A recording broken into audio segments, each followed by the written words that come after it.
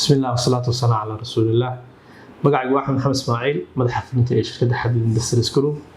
runtii waxaan ku faraxsanahay inaan sanadkan ka qayb nahay waliba taabageliyaasha ku jirno Somali Engineering Expo oo sanadkii labaad laga qabanayo caasimadda Soomaaliya ee Muqdisho oo runtii aqoon-yahano dhalinyar ah oo intooda badan waddanka ay wax ku barteen ay agaasimiyaan waxayna fursad siiyeen shirkadaha construction-ka, real estate-ka maadaama waddankeenu runtii ka soo baxayo burburkii oo dhismo ka socdo inay ku soo bandhigaan shirkad kasta waxay waddanka ka qabatay.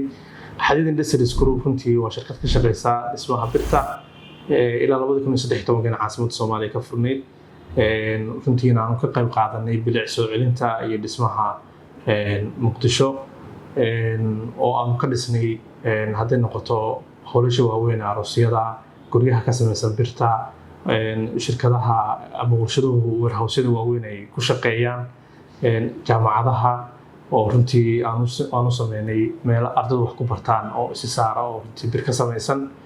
waxaa kaloo runtii Xadid Industries Group daa'irta Soomaaliyeed fursad u siisay inay barato xirfadaha kala duwan oo shirkadda gudaheeda ay ku barato oo runtii hadda shaqaale weynaha shirkadda ay intooda badan shirkaddu ay ku tababartay xirfadda ay maanta ku shaqeystaan.